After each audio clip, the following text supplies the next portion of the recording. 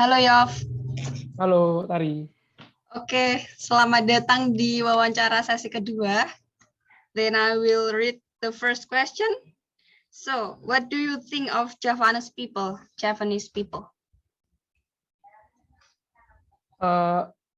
Ini bahasa Indonesia kan? Indo, wes jawab Indo. Oke.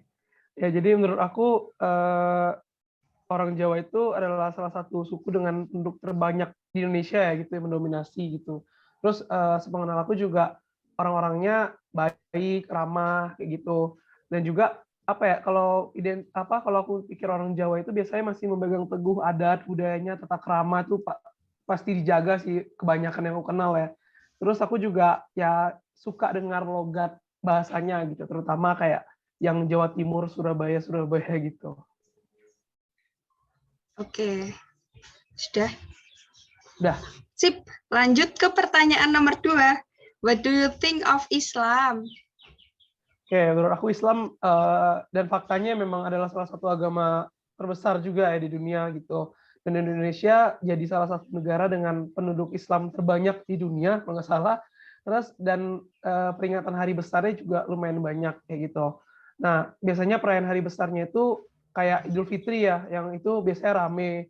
Lalu pada saat bulan puasa juga rame kan gitu. Kalau aku pribadi, walau aku nggak ngerayain hari raya Islam kayak gitu, tapi aku suka aja suasananya, terutama pada saat bulan Ramadan, bulan puasa kayak gitu, dan Lebaran, terutama di daerahku sih, di rumahku di Jambi kayak gitu. Dan suka aja sama suasananya karena sore ramai, ngabuburit, terus suka beli makanan-makanannya yang banyak juga. Terus kalau Lebaran bisa ke rumah-rumah teman-teman juga gitu.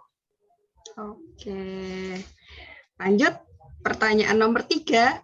What do you think of Javanese Muslim? Jawa.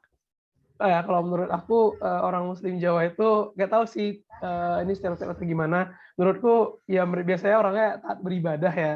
Terus pandai ngaji, kalau pikirnya kayak santri-santri gitulah. Anak pondok. Iya, anak-anak pondok lah identiknya gitu. Terus kalau yang cowoknya pakai sarung, kalau ceweknya biasanya ya jilbabnya pakainya bener lah biasanya kayak gitu. Kalau yang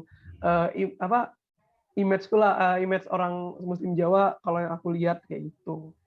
Dan baik-baik juga sama kayak tadi disebutin. Oke, kemudian soal nomor 4. What do you do during Eid Mubarak season? Apa yang dilakukan ketika Idul Fitri? Ya, ketika Idul Fitri ya. Ya, ketika Idul Fitri biasanya karena orang tua aku jualan gitu, kayak buka rumah makan, jadi ya aku bantu orang tua jualan aja gitu. Karena kan toko-toko makanan lain banyak ditutup, jadi ya lumayan lah ya, rumah agak rame, rumah makan agak rame, jadi ya bantu orang tua gitu. Terus selain itu kalau sudah tutup toko atau ada waktu luang kosong, ya udah aku ke rumah teman buat berkunjung, buat Lebaran lah gitu, makan di rumahnya, makan kue, dan juga menjaga silaturahmi dengan teman-teman, cerita juga kayak gitu. Aktivitasnya variatif sekali. Kemudian soal nomor 5, terakhir. Ya. What do think we can do to contribute to a harmonious life in our society? Cara menjaga keharmonisan di Indonesia. Ya, yang paling pertama sih saling menghargai antar kepercayaan dan antar agama gitu. Misalnya dengan hal menghargai ini, menurutku kita tuh juga perlu loh pemahaman tentang agama lain kayak gitu. Jadi menurutku ya, kalau aku pribadi sih suka gitu, misalnya di YouTube dengar-dengar dari ceramahnya misalnya orang Islam atau yang berbicara tentang Islam, bicara tentang Buddha, berbicara tentang agama selain agamaku kayak gitu. Aku suka aja, bukan maksudnya membanding-bandingkan, tapi biar lebih terbuka aja pikiran. Jadi ketika orang berbicara tentang ini, agama ini, oh aku jadi yang kayak nggak polos-polos banget gitu. Oh aku setidaknya dikit banyak sudah tahu lah kayak gitu. Selain itu ya misalnya contoh lainnya ya dengan tidak menyulitkan orang untuk beribadah sih menurutku gitu. Kan yang mirisnya kadang aku lihat di beberapa daerah ada orang yang oknum lah tertentu itu yang menghalangi atau memperibetkan lah dalam pembangunan tempat ibadah, yang mungkin yang sering didengar pembangunan gereja gitu. Karena aku mikir juga kayak, kenapa dipersulit ya kayak gitu. Padahal kan orang mau beribadah kayak gitu. Padahal kita juga negara yang nggak hanya satu agama kayak gitu. Itu yang paling perlu lebih ditingkatkan, lebih menghargai, lebih mengerti lah satu sama lain kayak gitu. Benar. Terus yang selanjutnya ya dengan cara berteman dan bergaul dengan beragam etnis dan agama sih aku bilang, jadi kita nggak hanya berteman atau bergaul dengan satu golongan aja gitu. Kalau kita bergaulnya dengan banyak atau golongan-golongan lain juga kan jadinya lebih terbuka ya pikirannya. Mungkin stigma kita bahwa kelompok A tuh kayak gini sebelumnya ketika kita bergaul ternyata ada sisi lain yang mungkin kita belum tahu kayak gitu tuh bisa terulik aja sih jadinya kayak gitu. Udah sih paling itu sih simpel-simpelnya. Bener sih. Kayak contoh di desa aku toh kan semuanya Islam. Jadi kami ini tuh enggak punya kuburan untuk non Muslim.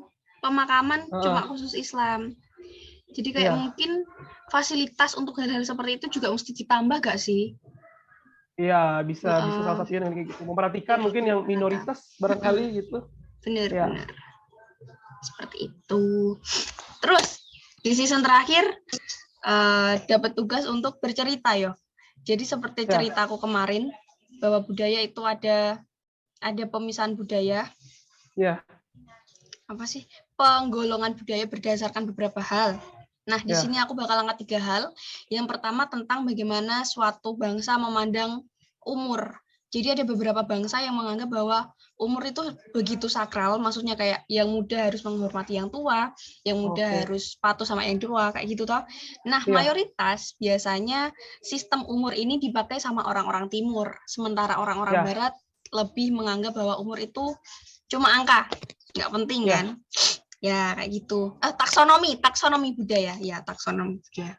Kemudian yang kedua tentang pola hidup mereka. Ternyata nih di dunia itu masyarakat dibagi jadi 2. Yang pertama ada masyarakat individualis. Terus kedua ada masyarakat yang memang tipe-tipe kelompok. Biasanya orang-orang kelompok ini tuh datang dari manusia barat. Yang mana kayak kelompok itu adalah suatu koloni yang penting dalam kehidupan mereka. Sementara orang-orang timur, kayak contohnya Amerika, itu menganggap bahwa hidup ya sendirian. Individualis adalah jalan ninja mereka. Gitu. Kemudian yang ketiga adalah tentang strata sosial yang timbul dari pekerjaan mereka, dari posisi mereka, dari jabatannya mereka, gitu kan. Kalau di bagian timur, kayak contohnya di Indonesia, untuk bisa ngopi bareng sama bos itu jarang banget, susah banget, ya kan. Tapi untuk orang-orang barat, ngopi bareng bos itu adalah sesuatu hal yang mungkin dan bisa dilakukan, seperti itu. Jadi ternyata dalam ilmu taksonomi budaya itu terkategorisasi menjadi banyak sekali dimensi tergantung dari mana kita melihat, dan kayaknya mayoritas emang barat sama timur ki beda banget gitu. Iya, betul setuju sih. Benar. Oke. Yovian main nambahin nggak? Apa ya? Ya setuju sih. Maksudnya paham maksud yang tadi dimaksud juga pernah dengar gitu, tapi dengan penjelasan Tari lagi tadi ya jadi lebih kayak oh iya benar juga. Dan mungkin tadi yang bagian kedua terbalik ya tadi ya, timur barat. Tadi timurnya Amerika. Ya. Oh iya, sorry. Ya. Gak apa. Paling timurnya maksudnya Indonesia kayak gitu. Kelompok dan individu kan. Oke, siap. Dapat dimengerti Tari. Terima kasih Yovian. BTW Yovian boleh kenalan dulu. Kenalan asal, tempat, agama, univ, dan lain-lain. Tempat apa aja nih? Tempat apa? Sekarang di mana? Iya, tempat asal, tempat sekarang domisili, sekolahnya di mana, nama, umur, agama, boleh. Oke, perkenalkan nama aku Yovian Reinhard Stanley. Bisa orang manggil aku Yovian atau Yovi juga boleh. Terus aku sekarang lagi domisili di Bogor, kebetulan kuliah di Institut Pertanian Bogor, jurusan Komunikasi dan Pengembangan Masyarakat. Kalau asal daerah sendiri, aku dari Kabupaten Tanjung Jabung Barat, Jambi, Sumatera. Terus agama agama aku dari kecil Kristen Katolik, ya, sampai sekarang juga, gitu. Itu sih paling. Belum. Terima kasih Yovian.